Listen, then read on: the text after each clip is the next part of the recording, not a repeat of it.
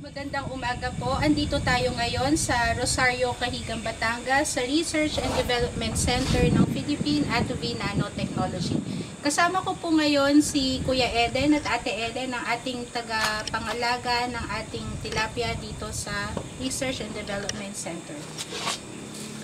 Okay, Eden, itong mga tilapia na to, no? Tung tubig natin, ano, ever since hindi naman tayo nagpagto dahil tubig ulan lang to, no? Ano ba napansin mo? Meron ka ba dito na experience na yung bumaho yung tubig? Yung bang namatayan ka ba rito? Kasi ikaw ang laging naandito eh, magkwento ka nga. Hindi naman po tayo namamatayan at hindi rin namamaho ang tubig. Ever since taon na po ang binilang dito sa fish pond po natin.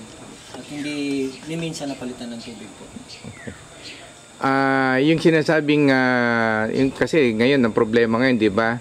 Maraming namamatay kasi yung depletion nga ng dissolved oxygen. Dito, ano experience mo during the time na nag-experiment tayo?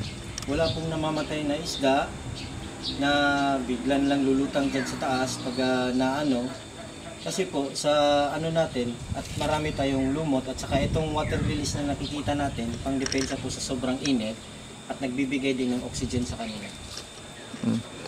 Na-mention mo kanina dito yung mga nag-iista, maraming namamatay lalo na sobrang init, summer kasi ngayon, ano? Opo.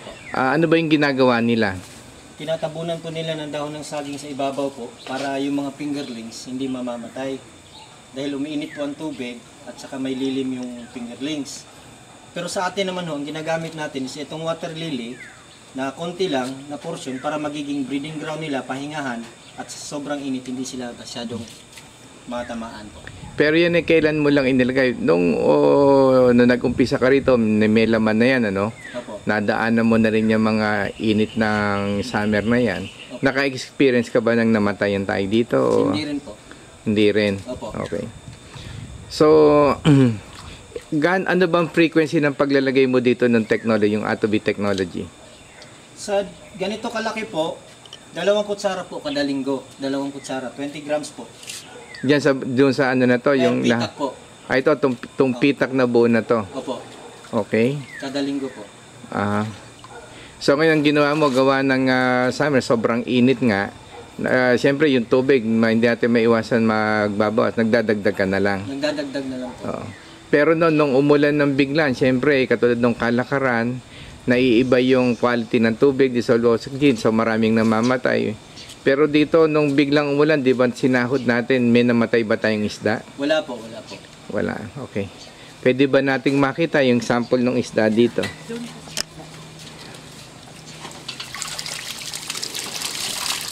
Ayan na po yung mga isda dito. Yung ibang malaki na unahon tumalon sa kaldero naluto Ayan, pero okay. So okay. Matanong nga pala kita, no, Eden. Nung nagluto kayo ng isda, dahil mamaya pa lang namin matitikman to no. Ano ba ang experience niyo sa lasa? Masarap po. Walang lansa. Walang lansa po. Okay. Ito ano po pa?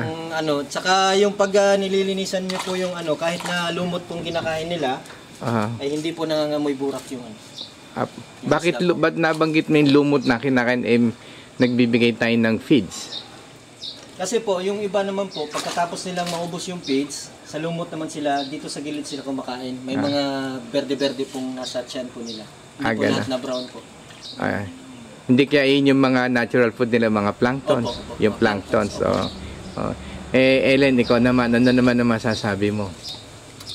Sa akin namang side, kasi ako ang naglilinis ng isda, nakikita ko yung kaibahan ng may technology at saka yung wala. Sa palengke naman, talaga namang nakakabili tayo kahit minsan doon madaling bumaho, hindi mo lang mailagay agad sa rep, parang sira na. Pero dito, kahit siguro hindi mo pa mailagay ng 2 hours, maganda pa rin ho yung itsura ng karne ng isda. Saka hindi malansa. Then sa pagluto naman, makikita mo talagang ibaho ang lasa. Kaya hindi na kami nabili ng sa palengke. Kukuha na lang kami ng tig-iisa dito.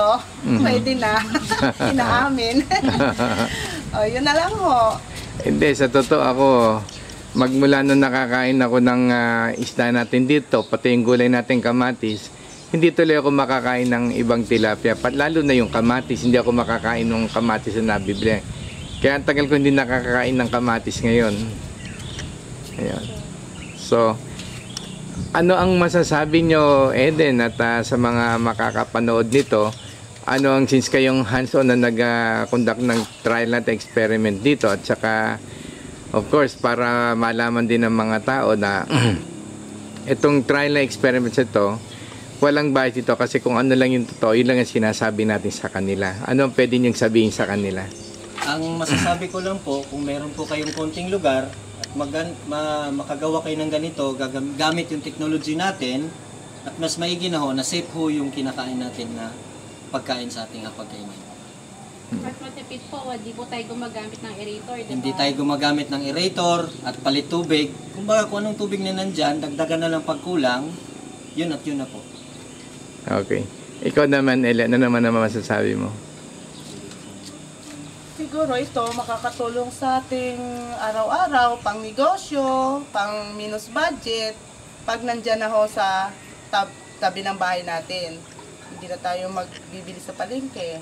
Ganon ho ang aking At opinion. safe po ang ating kinakain. At saka safe dahil sa ating technology. Okay. So, maraming salamat po.